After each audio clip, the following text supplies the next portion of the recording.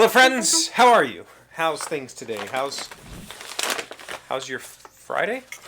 This is Friday, right? Mine is good. Very hot day today, but it's a good day. Bought something stupid just for the heck of it. This is a guitar pedal. Look how tiny this box is. I know I'm a big person, but I bought a knockoff pedal from a counterfeiting company. They're not, whatever. This is a tiny, tiny, tiny little guitar pedal. Look at that thing. Here's a normal pedal case, and here's this thing. Bit ridiculous. This is from a company called Flamma. I've heard of them before. They're kind of like, you know, they're just making like rip-off circuits, whatever.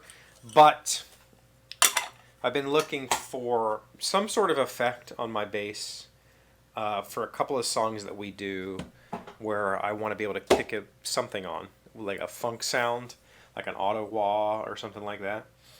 This is an 11-in-1 effects pedal, so I thought, and it was like $30, I thought I would give this thing a try, even though I have zero expectation of it. I'm going to give it a shot and then find, you know, this has chorus, a flanger, a tremolo, a phaser, vibrato, a rotary thing, auto wah, stutter, you know, reverb. So there's like a whole bunch of different effects in here that I can play with and find the sound that I'm looking for, and then I can buy the better pedal. So while I don't necessarily condone buying kind of, is this a rip-off pedal? Like, meaning that this is one of those things that they are just copying other people's circuits and putting them in small.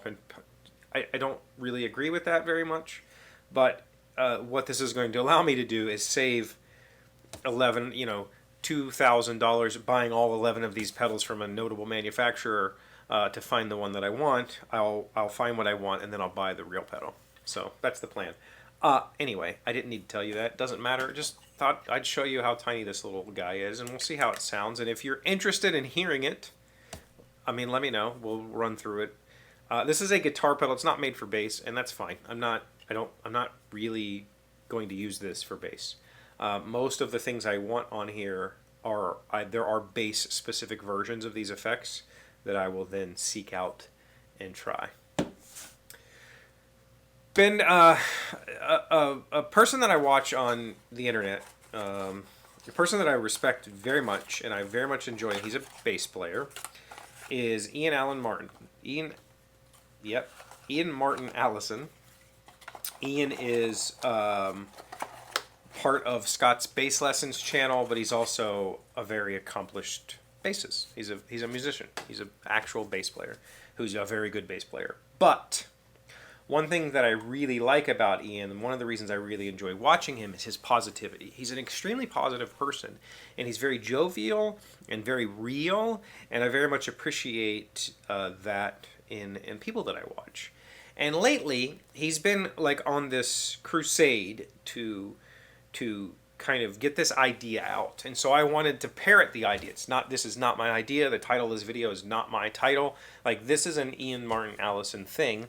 And the idea is to stop thinking about, stop saying something like, I have to go practice, and change your frame of reference to, I get to go practice. Like, you should be excited to practice, right? And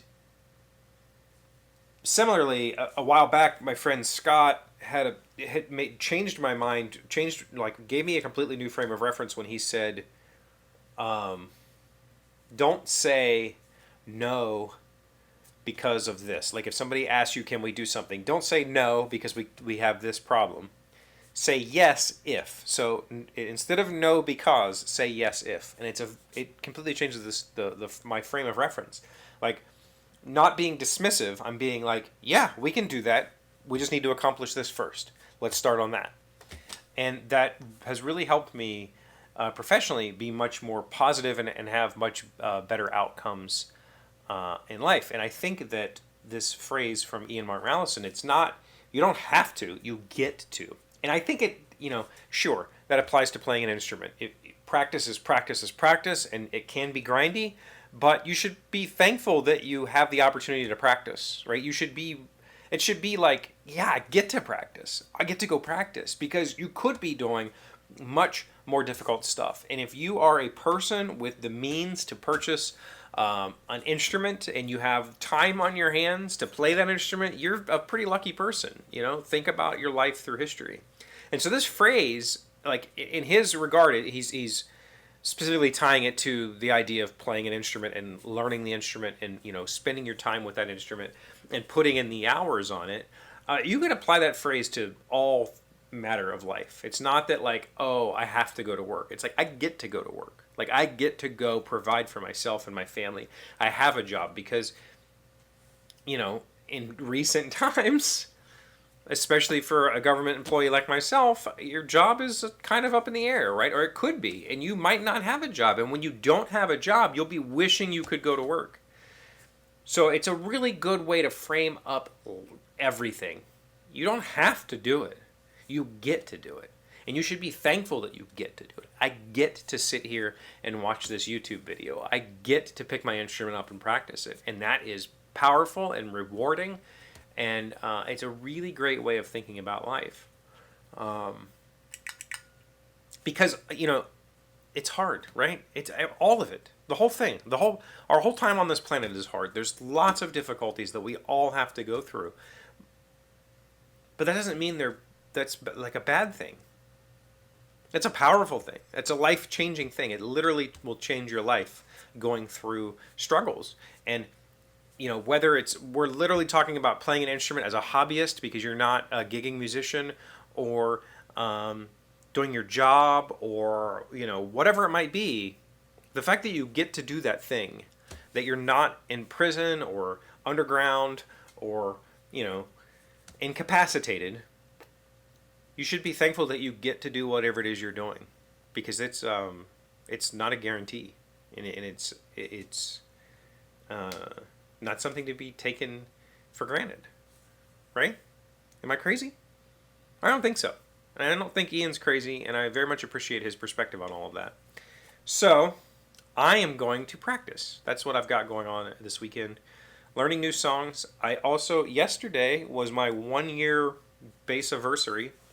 Yesterday, and last night I met with a person who's going to give me private lessons.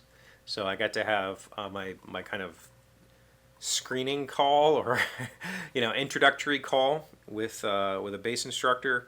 And so I'm very excited about the future for my bass playing, because I think he can provide me with a whole lot of goodness. And I'm going to spend the weekend practicing because he gave me some homework, and I have a rehearsal next week with the band, and I need to work on some of the songs that we're working on. So I'm going to spend the weekend practicing. I get to spend the weekend practicing, and that feels fantastic. So what do you get to spend the weekend doing? You should let me know down below. While you're down there, like the video. Please, if you're new here, subscribe. I very much appreciate your subscriptions. And definitely leave comments. I love all your comments, even if it's just to say hi. I'll see you again Monday. Today's 1,000 plus little things happy, successful people do differently. We are learning 12 happy thoughts for troubled times. Number 2, when you are at your lowest point, you are open to the greatest positive change. Oh. Happiness is not the absence of problems, it is the strength to deal with them. Strength doesn't come from what you can do, it comes from overcoming these things you once thought you couldn't do. Yeah. Your lowest point is the best point for growth. That's powerful. I don't remember how it was worded there, but man, that's really good, because it's the truth.